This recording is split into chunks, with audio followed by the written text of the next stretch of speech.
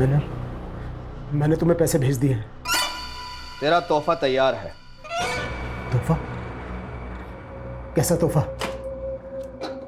एक ब्रीफकेस जिसमें भर दिया है मैंने तेरी सारी परेशानियों का हल। इस ब्रीफकेस में तेरे सारे खताओं की माफी, तेरी और तेरे परिवार की जान बची रहे, इसलिए तुझे बहुत सारी लाशें बिछानी है। क्या बोल रहे हो तुम? तेरी गाड़ी में रखा है तेरा तोहफा। मेरी गाड़ी में? क्या रखा है मेरी गाड़ी में? देखो तुम हर बार ये नहीं कर सकते। देखो मेरी हिम्मत जवाब दे चुके हैं, तुम बार बार मेरे साथ ये नहीं कर सकते। मैं पता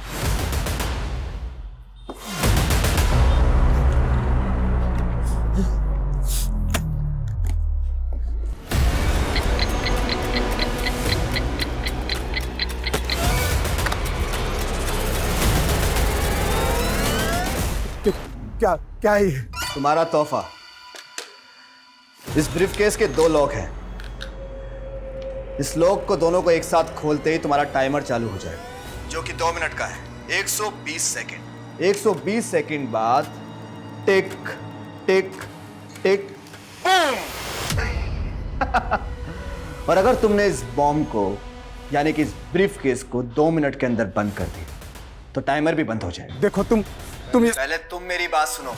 जल्दी से जाकर इस ब्रीफकेस को किसी भीड़-भाड़ वाले इलाके में रख दो, वरना देखो तुमने अब तक जो कुछ भी काम मैंने किया है, लेकिन प्लीज मैं ये नहीं कर पाऊंगा, बिल्कुल नहीं। नहीं करेगा तो तेरी खूबसूरत बीवी और कमसिन बेटी का क्या हाल होगा। 5 घंटे, सिर्फ 5 घंटे हैं तेरे पास। अगर 5 बजे तक धमाके की खबर नहीं मिली तो वरना। Hello hello hello.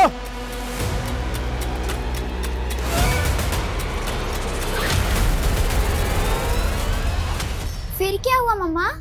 फिर राजकुमारी ने अपने लंबे बालों को महल से नीचे लटका दिया और राजकुमार उन बालों के सहारे ऊपर आ गया। तुम्हें भी। पापा! रिति मेरी बच्ची, मेरी बच्ची। क्या बात है, आज बच्चे में बड़ा प्यार आ रहा है। इतनी जल्दी कैसे आ गया ऑफिस से? हाँ, वो तुम लोगों से मिलने का दिल किया तो चला है, पता नहीं फिर कभी मिलना होगा। कैसी बातें कर रहे हो? सब ठीक तो है? हाँ। पापा हमने नया ब्रीफकेस लिया है, इसमें कुछ सरप्राइज है क्या मेरे लिए? रिति!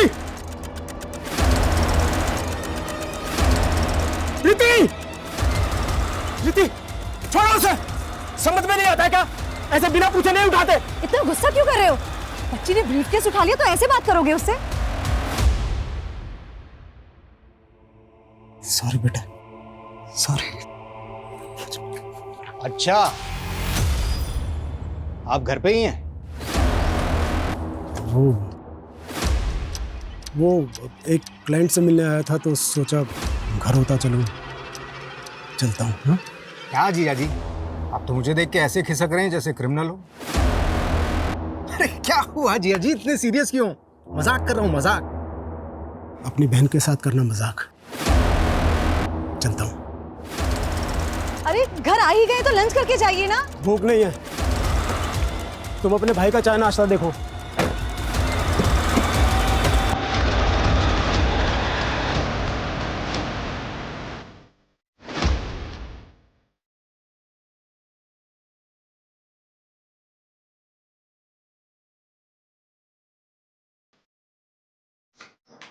ये लीजिए आपकी चाय। साहब आपकी गरम चाय।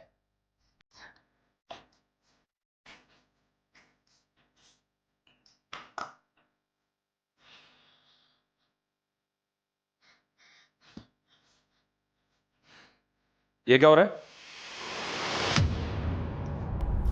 ये क्या कर रहे थे? वो साहब आपका दिमाग बहुत बड़ा है ना, इसलिए मैं आपकी कैप पहन रहा था, शायद मेरे पास भी दिमाग आ जाए। पुलिस को मक्खन?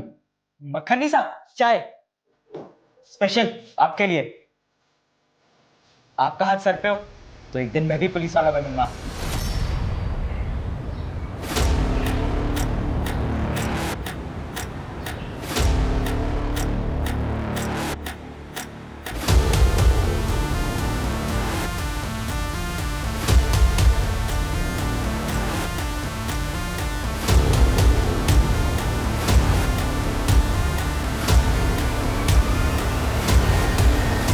इस ब्रीफकेस के 2 लॉक हैं।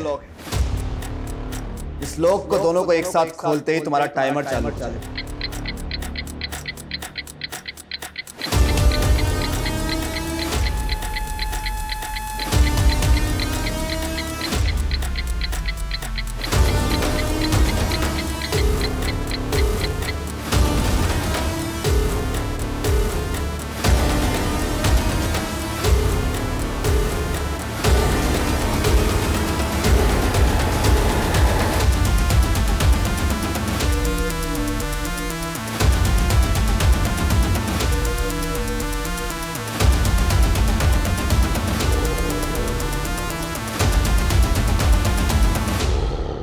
अरे ऐसे कैसे गुम हो गया? जल्दी ढूंढ उसे। हाँ, और अपडेट दे मुझे। कुछ तो चल रहा है जतिन के मन में जो वो बता नहीं रहे। ऑफिस से जल्दी घर भी आए और शक्ल दिखा के चले गए। अरे कहीं ऐसा तो नहीं कि तुम पे शक कर रहा हो कि बीवी पीछे क्या करती है? अरे जस्ट जोकिंग, टेंशन वाली कोई बात नहीं है, सब ठीक हो जाएगा। Hope so. वो क्या है ना साहब, इस साल बारिश ठीक से हो भी नहीं पाई। वो बोलते हैं ना ग्लोबल वार्मिंग बढ़ रहा है साहब। बहुत गर्मी है साहब। बस इधर ही रोको, मुझे यहीं उतरना। कितने पैसे हुए? 100 रुपये साहब।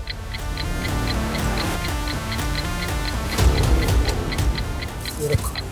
अरे साहब,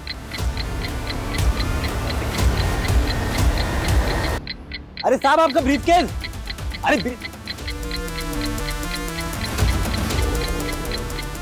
अरे साहब आपका ब्रीफकेस तो लेके जाओ।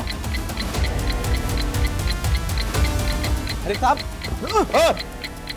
देख के कौन चल सके के? सॉरी साहब अजीब आदमी हो, इतना महंगा ब्रीफकेस आपने ऑटो में छोड़ दिया। इसमें कुछ गड़बड़ तो नहीं? अरे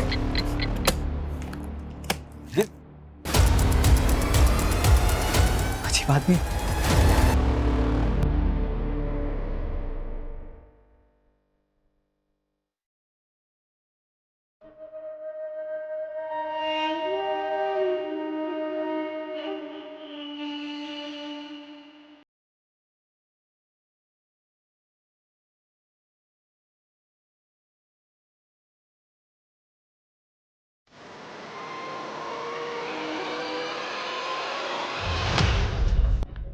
कहीं ऐसा तो नहीं कि मन्ना ने आपको रिश्वत दी और आपने उसे निकलने दिया?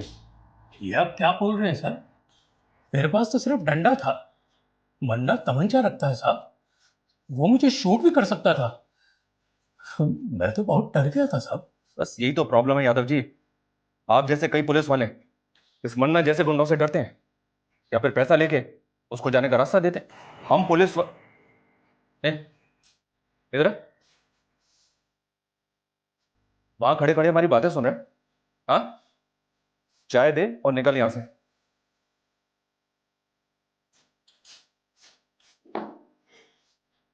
वैसे छोटा मुंह बड़ी बात साहब, पर इस मन्ना को मैंने भी बहुत बार शक्ति बाजार में देखा है। बहुत रोब है इसका। वहाँ सब दुकान वाले से सलाम ठोकते और हफ्ता भी देते, पर पता नहीं क्यों पुलिस इससे डरती है। साहब अगर मैं मन्ना को पकड़वाऊं तो आप मुझे पुलिस में ले लोगे? एक मिनट, यहाँ पे मजाक चल रहा है क्या? चाय रख दी, अभी निकल यहां से। चल।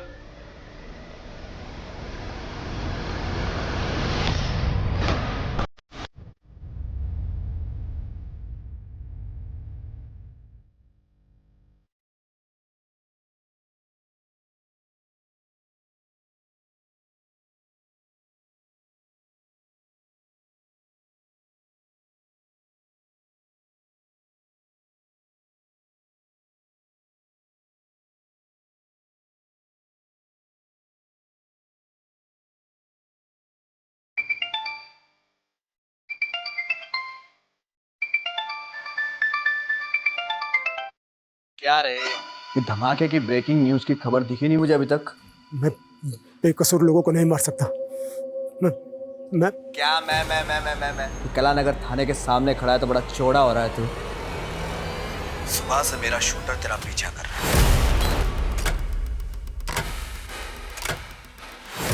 अगर एक एक कदम और तूने आगे बढ़ाया तो तुझे गोली मार देगा। और तेरे मरने के बाद तेरी बीवी मेरी रखेल और बेटी धंधे वाली। और सुन, मेरा एक आदमी तेरे घर पे भी है। नहीं नहीं नहीं नहीं, उन्हें कुछ मत करना, कुछ मत करना। तुम जो कहोगे मैं करूंगा। तो निकल वहां से अभी के अभी। और दोनों लोग खुलने के बाद जो 2 मिनट में धमाके वाली बात थी ना, वो कहानी थी, झूठी कहानी। टाइमर तो ऑलरेडी सेट कर रखा है मैंने। अब तो इसे खोल या मत खोल, धमाका तो होगा। अब कुछ देर है तेरे पास, कुछ देर। Hello hello hello hello.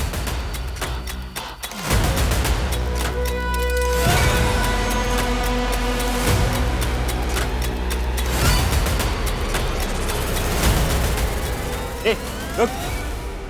कहाँ भाग रहा है सामान रख के? क्या इसमें? कुछ नहीं, कुछ नहीं है। अरे रुक, चल बता मेरे को क्या इसमें। सर सर सर इसके पास मत जाइए, सर इसके पास मत जाइए। खोल इसको। सर इसमें बॉम्ब है। आप लोग दूर रहिए, दूर रहिए, इसमें बॉम्ब है।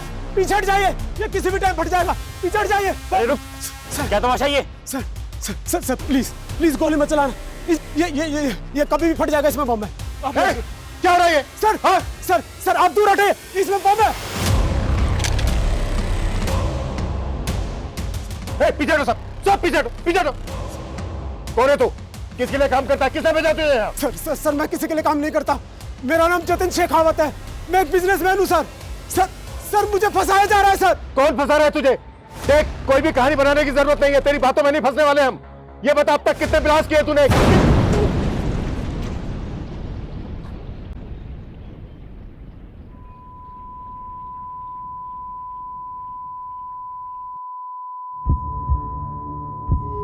पानी लाओ, चल जाए।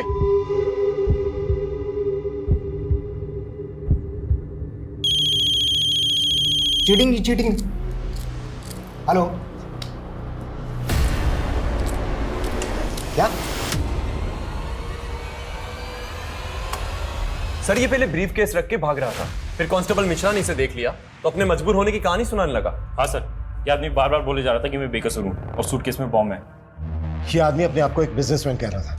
इस आदमी की हमें डिटेल्स निकालनी होगी और ये भी पता लगाना होगा कि किस वक्त सचिन ने हमारे थाने के बाहर ब्लास्ट किया। अगर सीसीटीवी फुटेज के हिसाब से देखें तो ये आदमी काला नगर पुलिस स्टेशन में अभी अभी एक भीषण बॉम्ब ब्लास्ट हुआ है। हमारे सूत्रों से पता चला है कि बॉम्ब एक बिजनेसमैन जतिन शेखावत ने यहाँ प्लान किया था, जो कि इसी बॉम्ब ब्लास्ट में मारा गया है। पुलिस को जतिन के टेररिस्ट ऑर्गेनाइजेशन से जुड़े होने का भी अंदेशा है।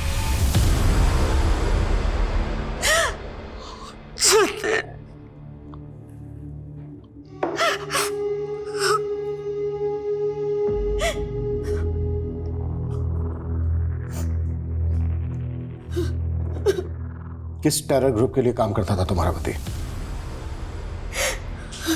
सर क्या बोल रहे हैं आप? मेरे जीजाजी एक रेप्यूटेड बिजनेसमैन थे, जरूर उनको किसी ने फंसाने की कोशिश की। बॉम्ब लेकर आया था वो यहाँ। देखो हमसे कुछ भी छुपाया ना तो। सर मैं खुद एक पुलिस वाला हूँ, यकीन मानिए हम कुछ नहीं छुपा रहे हैं। तो यहाँ बॉम्ब लेकर क्यों आया था? बस इसे बदनाम मत कीजिए मेरे पति को। वो तो पहले से ही बहुत परेशान लग रहे थे। ब्रीफकेस वो उस वक्त उनके पास था। कुछ तभी लगा था कि कुछ तो है जो वो हमें बता नहीं पा रहे। तो वो एक्सप्लोसिव घर से लेकर आया था? नहीं सर, वो तो तब ऑफिस से आए थे, लेकिन मैं ऑफिस हो या घर, सब चेक होगा। और अगर हमें बाद में पता चला ना कि तुम अपने पति और तुम अपने जीजा को बचाने की कोशिश कर रहे हो तो तुम दोनों को भी बख्शा नहीं जाएगा।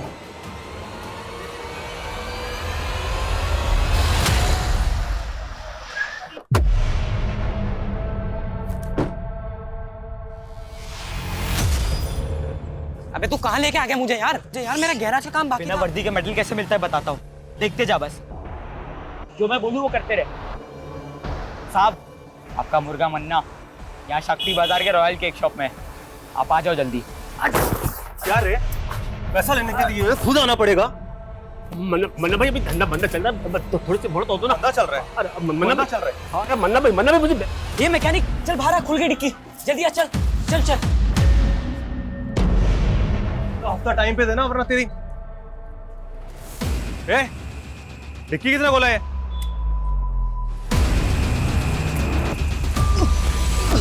अरे डर मत, इधर आजा, शेर पिंजरे में बंद है। साहब, आपको मैंने ही कॉल किया था। आइए, आपका मुर्गा मन्ना यहाँ डिक्की में बंद है। मजा कर रहे हैं क्या? तूने मन्ना को बंद किया डिक्की में? हाँ साहब। डिक्की खोलो।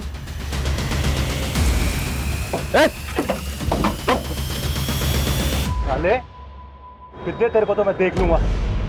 गाड़ी में डालो इसे। चुपचाप बैठ। Good job. थैंक यू साहब। अब तो आप मानते ना कि मैं पुलिस वाला बन सकता हूँ। पुलिस वाले को तो पता नहीं, पर मेरा खबरी बन गया है तू। सच्ची?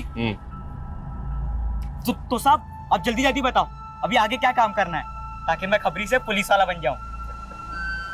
इसी तरह अच्छा काम करता रहे। सर जतिन सर का बहुत ही क्लीन इंपोर्ट और एक्सपोर्ट का बिजनेस है सर, वो गलत नहीं हो सकते सर। ये इंपोर्ट एक्सपोर्ट का बिजनेस तो सिर्फ दिखावा है। यहाँ और क्या क्या होता है हम सब पता लगा लेंगे। जाके फाइल चेक करो उधर। आप बेवजह शक कर रहे हैं साहब। मैं खुद यहाँ 5 साल से काम करता हूँ, आप जैसा सोच रहे हैं वैसा कुछ नहीं है। लेकिन सर, जब सुबह जतिन सर अचानक से यहाँ से निकले तो मुझे भी थोड़ा सा अजीब लगा था। और सर, फ़ोन पे किसी से तो झगड़ रहे थे, हो सकता है किसी ने फंसाया उनको सर। कौन फंसाएगा उसे? सब इतना तो आइडिया नहीं है सर, लेकिन सर वो जो लड़की थी निवेदिता, वो पहले यहीं काम किया करती थी और तकरीबन 6 महीने पहले उसने सुसाइड कर लिया था। उस सुसाइड से इस ब्लास्ट का क्या कनेक्शन है? सर, सुसाइड करने के बाद निवेदिता का बॉयफ्रेंड यहाँ आया था, शकील। निवेदिता! छोड़ो मुझे! सर निवेदिता कहाँ है? छोड़ो मुझे! निवेदिता! छोड़ो मुझे! सर निवेदिता ने सुसाइड नहीं किया, बल्कि इस आदमी ने मारा। छोड़ो मुझे! पकड़ा है। लेकिन सर, उसके बाद प्रूव हो गया था कि निवेदिता ने सुसाइड ही किया था।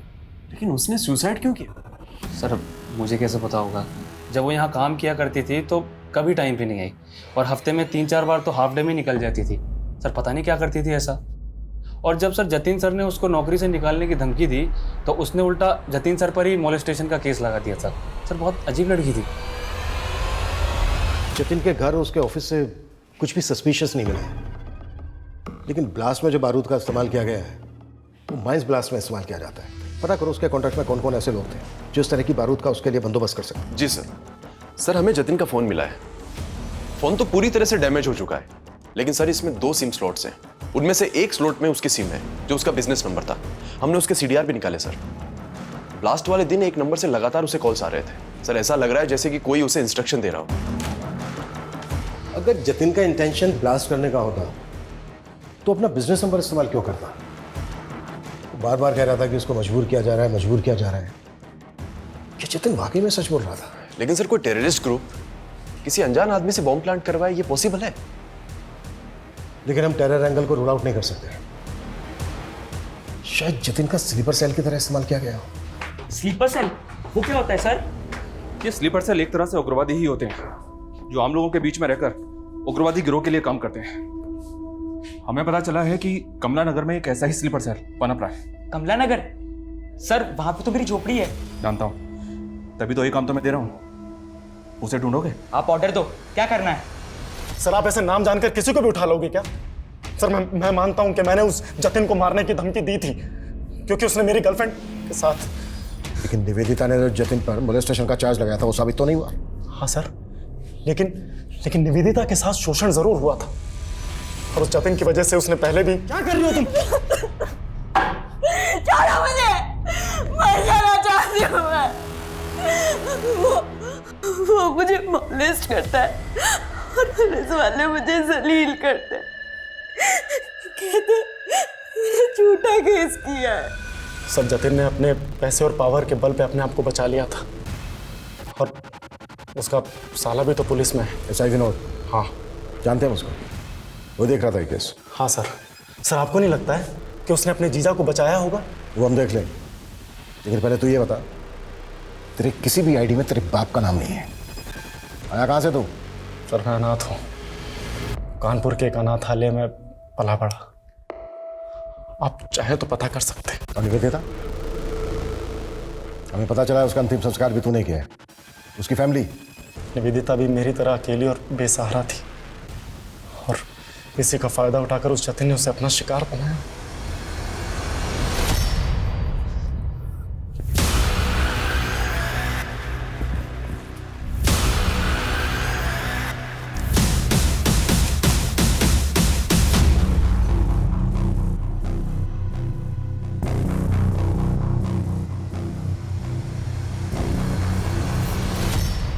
भगवान के नाम पे कुछ दे दे बाबा, 2 दिन से कुछ नहीं खाए। क्या चचा, इतने हट्टे खट्टे होके भी भीख मांग रहे हो? बेटा पैर में बहुत दर्द रहता है और ज्यादा देर तक खड़ा भी नहीं रह जाता। अच्छा, तो दौड़ाए आपको? ए रुक, ए चोर चोर, पकड़ो पकड़ो पकड़ो, ए रुक।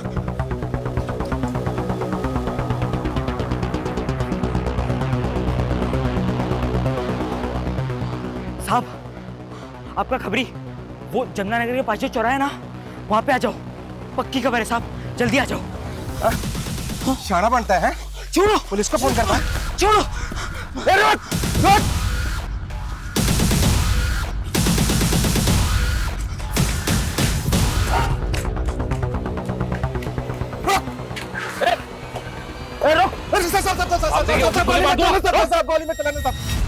ज्यादा चालक बनता है, जस्ता पे नजर रखता है। पकड़ो इसे। साहब, यही है आपका स्लीपर सेल, ये देखिए।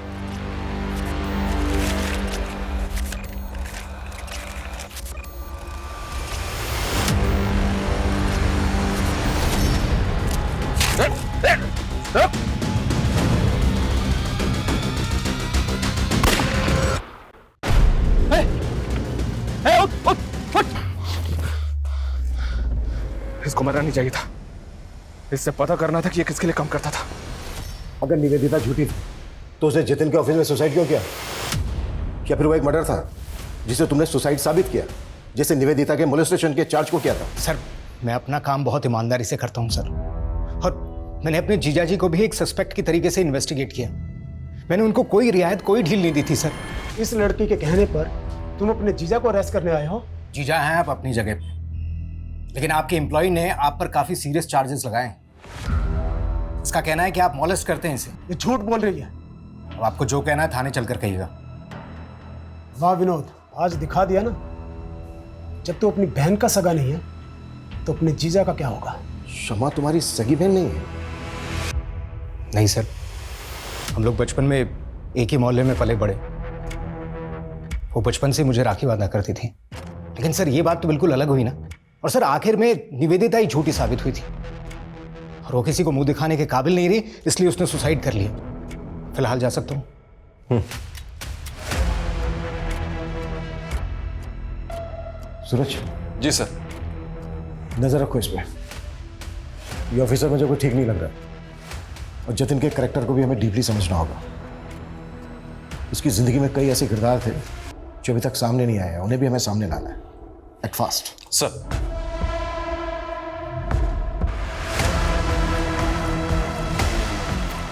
सुबह सुबह क्या मुंह लटका के बैठे हुए हैं आप, और दाढ़ी भी नहीं बनाई अभी तक। आइए पहले नाश्ता कर लीजिए, फिर। भूख नहीं है मुझे। बिना खाए कहाँ जा रहे हैं आप? जानू में जा रहा हूँ। सुनिए तो।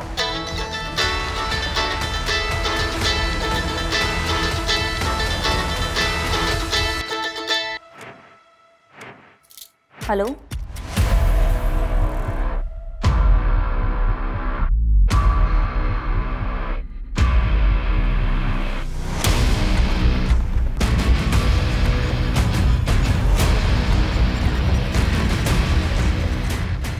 सर, मैंने जतिन का बैंक अकाउंट चेक किया तो एक बात बड़ी अजीब लगी। एक लंबे समय से जतिन अपनी कंपनी का पैसा इस तरह के कई अकाउंट्स में भेज रहा है जो उसकी कंपनी से बिल्कुल भी कनेक्टेड नहीं है। हालांकि सारे ट्रांजैक्शन छोटे छोटे थे, लेकिन ओवर द टाइम ये अमाउंट बड़ा बन चुका था सर। और पहला ट्रांजैक्शन तब हुआ था जब जतिन पे मोलेस्टेशन के चार्जेस लगे हुए थे। किसका अकाउंट है? किसी शीतल देवी के नाम से अकाउंट है। उम्र लगभग 75 साल। 75 साल? हो सकता है इन बूढ़ी औरत के नाम से एक फेक अकाउंट खोला गया जिसमें जमा किया गया पैसा गलत एक्टिविटी में इस्तेमाल होता। सूरज, एक काम करो, शीतल देवी के अकाउंट की डिटेल्स निकालो। सर, निवेदिता और उसके बॉयफ्रेंड के बारे में एक इंपॉर्टेंट बात पता चली है। क्या? सर, ये दोनों 9 महीने पहले जबलपुर में थे और जबलपुर में निवेदिता पर कई लोगों को पिरामिड स्कीम में फंसा के पैसे गबन करने का इल्जाम है। तो क्या निवेदिता ने जतिन पर मोलेस्टेशन का झूठा चार्ज लगाया था? अगर ऐसा है तो निवेदिता के सुसाइड करने की असली वजह क्या होगी?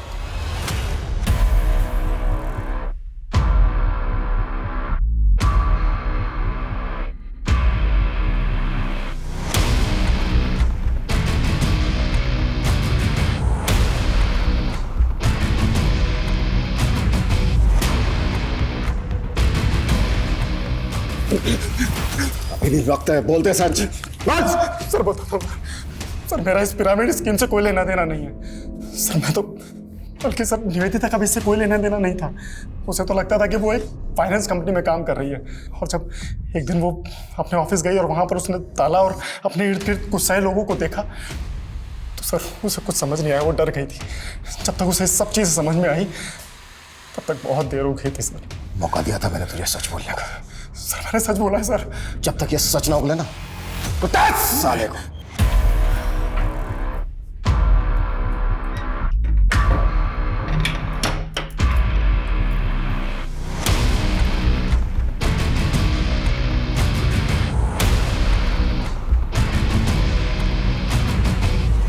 अनंत, तुमने मुझे डरा दिया था। यहाँ क्यों सो रहे? खाना भी नहीं खाया तुमने? तुम्हारा ही इंतजार कर रहा था। बहुत लेट कर दिया आज। वो आज काम थोड़ा ज़्यादा था। I am sorry. सब मेरी गलती है। अगर मैंने उन चीटर्स के साथ में पार्टनरशिप नहीं की होती तो शायद आज मेरा ये। अनंत, दिल छोटा मत करो, सब ठीक हो जाएगा। मैं हूं ना तुम्हारे साथ। तुम फिर से कर पाओगे, मुझे पता है। मुझे नहीं लगता कि मैं वो सब फिर से दोहरा पाऊंगा।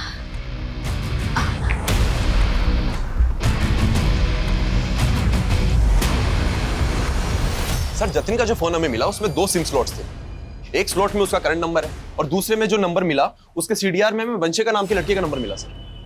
वो नंबर अभी बंद है, लेकिन अक्सर वो उसको रात को कॉल किया करता था। तो तुम्हें लग रहा है कि जतिन का वंशिका के साथ अफेयर होगा? लेकिन सर जब वंशिका का सीडीआर निकाला तो उसमें जतिन की वाइफ शमा का नंबर भी मिला। आपने हमें यह भी नहीं बताया कि जतिन दूसरा फोन नंबर भी इस्तेमाल करता था। कौन सा नंबर सर? जो उनके दूसरे नंबर के बारे में कुछ भी नहीं पता। वंशिका के बारे में तो पता होगा, आप कॉल भी करती थी उसे। वंशिका? हाँ, जतिन की एक दोस्त थी। जतिन ने ही कभी मेरे फ़ोन से कॉल किया होगा उसे। जतिन की मौत के बाद वंशिका मिलने आई आपसे? कॉल किया उसने आपको? तो फिर ऐसी कैसी दोस्ती थी? और अब तो फ़ोन भी बंद है उसका। सर मुझे इसके बारे में कुछ भी नहीं पता। ज़रूरत पड़ी तो दोबारा मिलेंगे।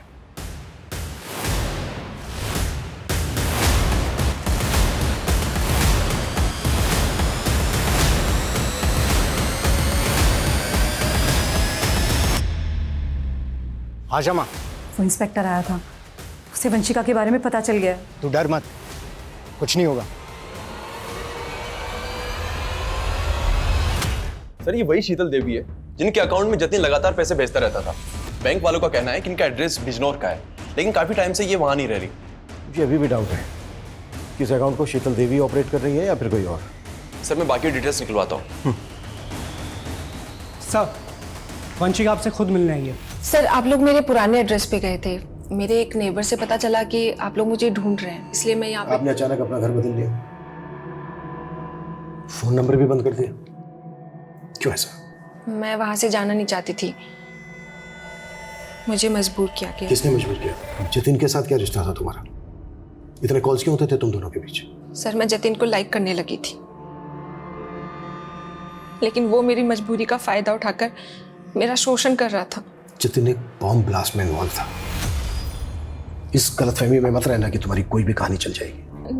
नहीं सर मैं सच बोल रही हूँ। सर मैंने कुछ नहीं किया, इस बारे में मैं कुछ नहीं जानती।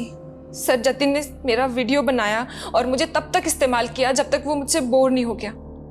और सर मैंने कोशिश भी की थी पुलिस में कंप्लेंट करवाने की, लेकिन उसकी बीवी और साला दोनों मेरे पीछे पड़ गए थे। सर पहले मुझसे मेरा पति छीना और अब कोर्ट में उसके खिलाफ जाकर मुझसे मेरी इज्जत छीनना चाहती है।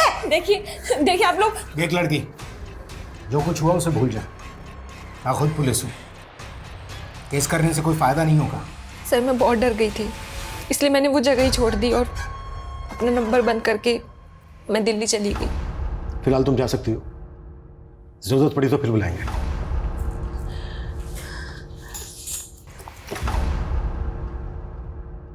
सूरज सर, इस लड़की पे नजर रखो और पता लगाओ कि इसकी कहानी में कितनी सच्चाई है।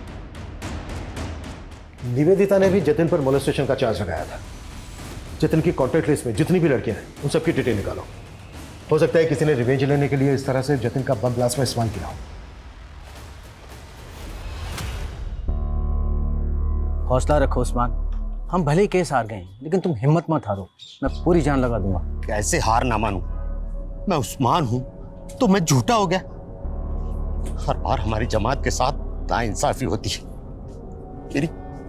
मेरी आंखों के सामने मेरे बेटे को मार दिया। मैंने उसके गुनहगार को अपनी आंखों से देखा और मेरा ही बयान पलट दिया। ये इंसाफ? उस्मान भाई देखो, मैंने तुम्हारा केस पूरी तरीके से पक्का बनाने की कोशिश की थी, लेकिन क्या पक्का केस? आपने तो कहा था कि सारे सबूत उसके खिलाफ, सब बेकार हो गए। इतना नाउम्मीद मत हो उस्मान, हम अभी भी हाई कोर्ट जा सकते हैं। अब हाई कोर्ट हो या सुप्रीम कोर्ट, जब तक उस नेता को फांसी के फंदे पर नहीं चढ़ा देता तब तक मैं चैन से बैठने वाला नहीं। ये पोस्टर हर जगह लगा दो, कोई भी जगह छूटनी नहीं चाहिए। इस बार जीत हमारे मनोज भैया की। और बाहुबली, तैयारी कैसे चल रही है? राम राम मनोज भैया, कृपा है आपकी। जाओ अपना काम करो। मनोज भैया हमारी तैयारी तो बहुत जोर शोरों से चल रही है, लेकिन ये आपके जो कारनामे है ना, कहीं आपको हवा ना कर दे। क्या बक रहा है तू? आप टेंशन मत लो, आप ना चुनाव की तैयारी करो। हमें ना आपका पत्ता साफ नहीं होने देंगे। आप मेरे जीजा के कातिल को तो पकड़ नहीं पा रहे, उल्टा आप हमें परेशान कर रहे हैं। मैं जतिन के कातिलों से ही तो बात कर रहा हूँ, ऐसा ही विनोद। तू और तेरी ये बहन कुछ भी बोल रहे हैं आप। जतिन का असली चरित्र हमारे सामने आ गया है। जतिन लड़कियों को अपनी हवस का शिकार बनाता।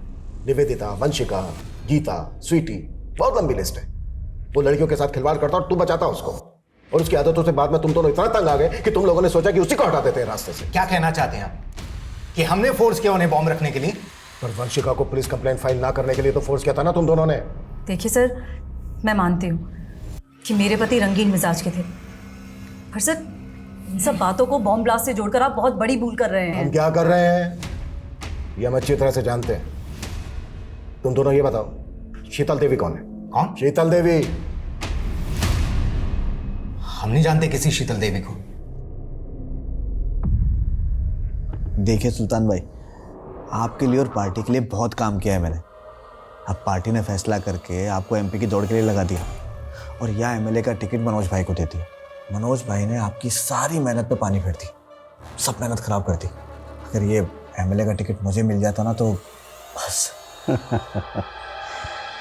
तो अब तू भी नेता बनना चाहता है? सुल्तान भाई क्यों नहीं बन सकता मैं? पार्टी के लिए और आपके लिए बहुत काम किया है मैंने।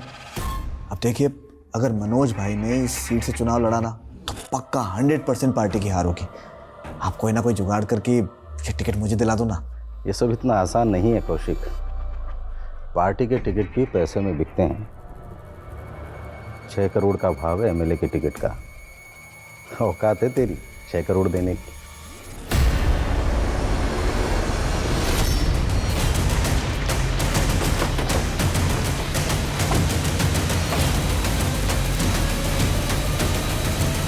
पीछे चलिए आप, पीछे चलिए।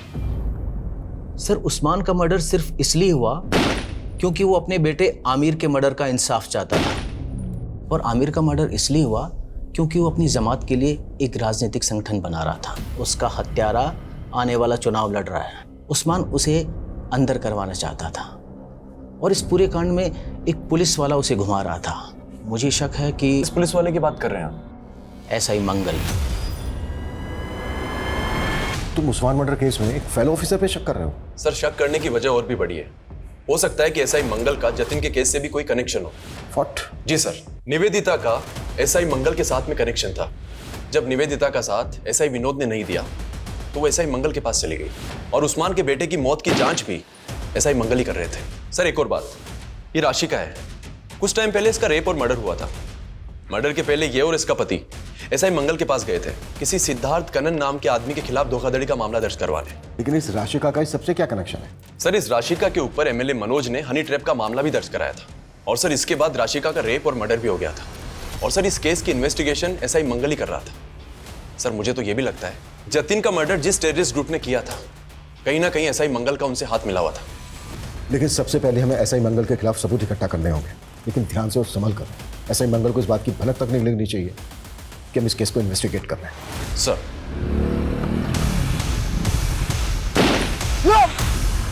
सर, मैं एसआई मंगल को इन्वेस्टिगेट कर रहा था, तो मुझे शीतल देवी के साथ उसका कनेक्शन मिला।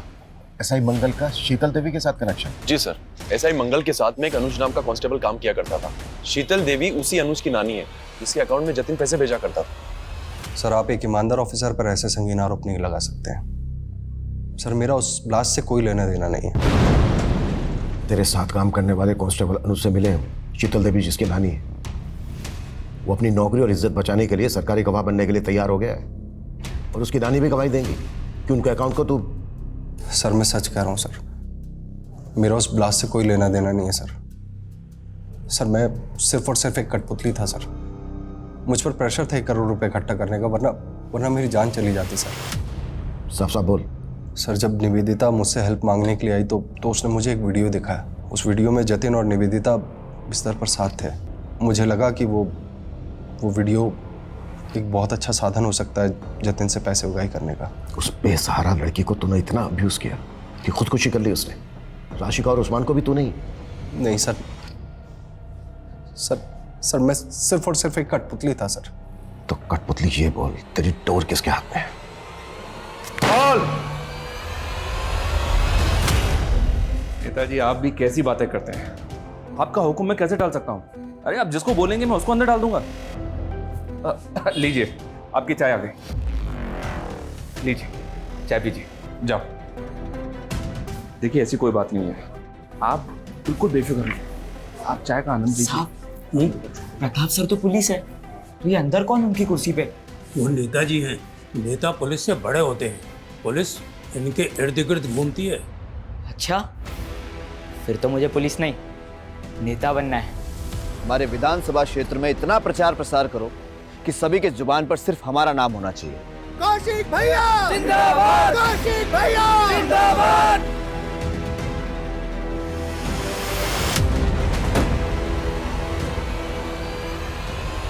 सर एसआई मंगल ने जिस कौशिक तिवारी का नाम बताया है वो बचपन में पुलिस का इन्फॉर्मर था।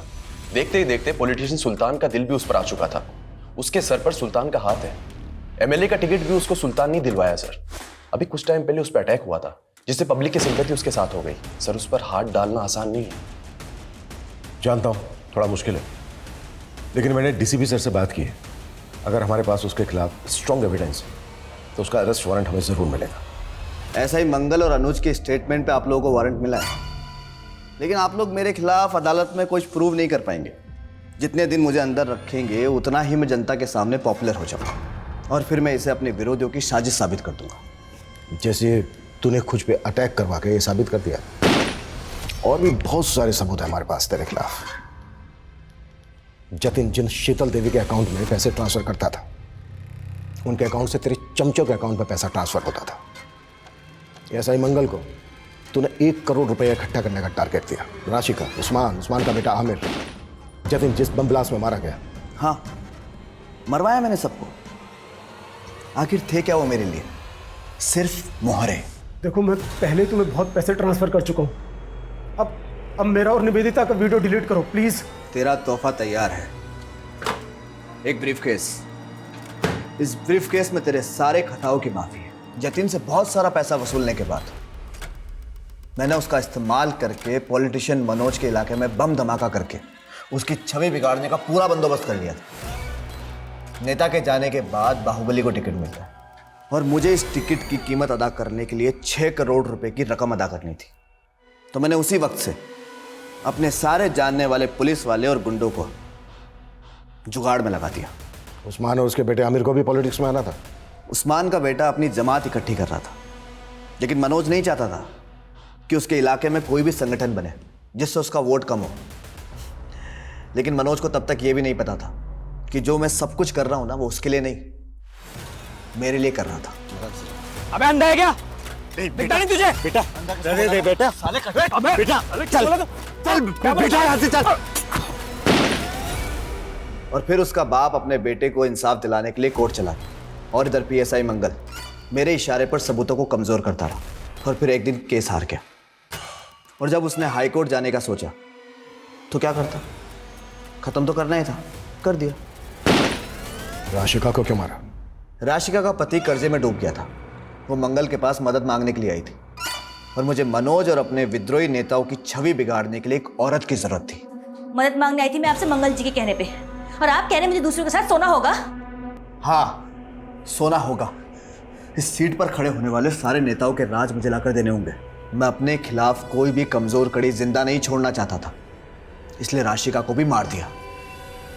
टीनेजर कौशिक में जो जज्बा था, वो जज्बा उस उम्र में होना काबिले तारीफ है, लेकिन बड़े सपनों की राह में गुमराह अंधेरों के पड़ाव भी मिलते हैं। वहाँ जब कोई हाथ पकड़ के सुधारने वाला नहीं होता, तो लोग अक्सर जुगनुओं की चमक को भी कामयाबी का सूरज समझ बैठते हैं। और वो सुबह कभी नहीं आती जिसकी चाह में लोग अपना सब कुछ खो चुके होते हैं, और जब आंखें खुलती हैं तो एहसास होता है कि जिस सपने को हमने पल पल जिया था, वो सपना एक गुल्लक की तरह टूट गया, और जिसे हम छोटी छोटी खुशियों के सिक्के समझ के जोड़ रहे थे, असल में वो हमारे गुनाहों का सरमाया था, जिसका कर्ज उतारने के लिए ताउम्र पल पल सलाखों के पीछे काटना होगा।